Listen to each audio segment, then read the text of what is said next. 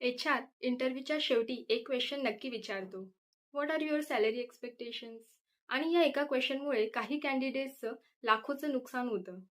कारण ते एकतर खूप कमी सॅलरी सांगतात किंवा निगोशिएट करतच नाही. या व्हिडिओमध्ये मी तुम्हाला एक्सपेक्टेड सॅलरीचं परफेक्ट आन्सर कसं द्यायचं, निगोशिएशन कसं करायचं आणि HR समोर या 5 मिस्टेक कधीच करायच्या नाहीत.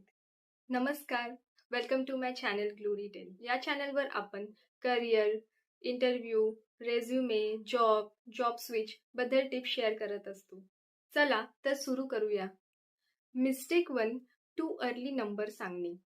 सर्वात मोठी मिस्टेक HR ने एक्सपेक्टेशन विचारलं की लगेच सॅलरी सांगणे. लक्षात ठेवा, सॅलरी निगोशिएट करण्यापूर्वी रोल्स, रिस्पॉन्सिबिलिटीज आणि कंपनीचे तुमच्याबद्दलचे एक्सपेक्टेशन जाणून घेणे इम्पॉर्टंट आहे. म्हणून कन्व्हर्सेशनला थोडा प्रोफेशनल डायरेक्शन द्या. तुम्ही अशा प्रकारे आन्सर देऊ शकता. Before discussing the compensation, I would like to understand more about my roles, responsibilities and compensation structure that will help me to give fair expectation.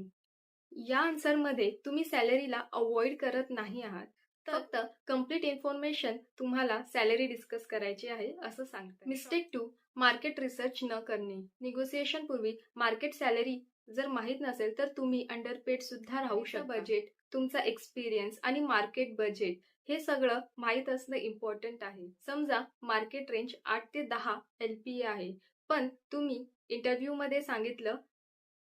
इंटरव्ह्यूमध्ये expectation 6 LPA सांगितलं, तर कंपनी कदाचित तुम्हाला 6.5 LPA सुद्धा ऑफर करेल.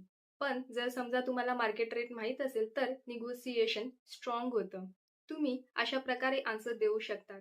Based on my current experience, skills and market standard, I'm looking for a salary in range of 9 to 10 LPA. However, I'm open to discuss overall compensation package. लक्षात घ्या, exact number देण्यापेक्षा expected salary range देणे अधिक professional आहे. Mistake 3, anything is fine. खूप candidate nervous होऊन बोलतात anything is fine किंवा व्हॉट एव्हर कंपनी ऑफर्स. असे आन्सर्स तुमची व्हॅल्यू कमी करतं. अशा प्रकारे आन्सर द्या.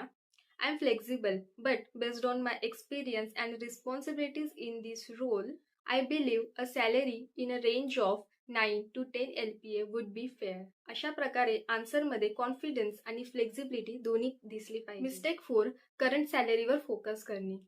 HR काही वेळा विचारतो, what is your current salary? Current salary सांगा, पण फ्युचर एक्सपेक्टेशन वरती फोकस करा. My current CTC is 8 LPA. Considering my experience and contribution and the responsibilities of this role, I am expecting package in a range of 10 to 11 LPA. इथे तुम्ही current salary सांगितली आणि expected salary सुद्धा justify केली. Mistake 5, निगोशिएशनची भीती. खूप candidate offer मिळाली की निगोसिएशन करतच नाही. त्यांना वाटतं ऑफर विथड्रॉ होईल. पण प्रोफेशनल निगोसिएशन नॉर्मल आहे. HR, our offer is 9 LPA. Candidate, thank you for the offer. I'm really excited for this opportunity. Based on my experience and value I can bring to this role, would it be possible to consider 10 LPA? बघा, इथे candidate rude नाही, demanding पण नाही, फक्त professional request केली. एक bonus tip, negotiation करताना फक्त सॅलरी बघू नका. काही companies bonus, joining bonus, work from home, insurance, learning budget किंवा ॲडिशनल लिव्स पण देतात. कम्प्लीट कॉम्पेन्सेशन पॅकेज डिस्कस करा. तर आज आपण 5 मिस्टेक्स बघितल्या. नंबर 1, नंबर खूप लवकर सांगू नका. नंबर 2, मार्केट रिसर्च करा. नंबर 3, एनिथिंग इज फाईन असं म्हणू नका. नंबर 4, करंट सॅलरीवरच फोकस करू नका. नंबर 5, प्रोफेशनल निगोसिएशन करायला घाबरू नका. आता मला कमेंटमध्ये सांगा, तुम्हाला इंटरव्ह्यूमध्ये एक्सपेक्टेड सॅलरीचा क्वेश्चन आला होता का? आणि तुम्ही काय उत्तर दिलं होतं? जर हा व्हिडिओ युजफुल वाटला असेल तर लाईक करा, शेअर करा आणि चॅनलला सबस्क्राईब करा. Thank you for watching. Bye bye. भेटूया पुढच्या व्हिडिओमध्ये.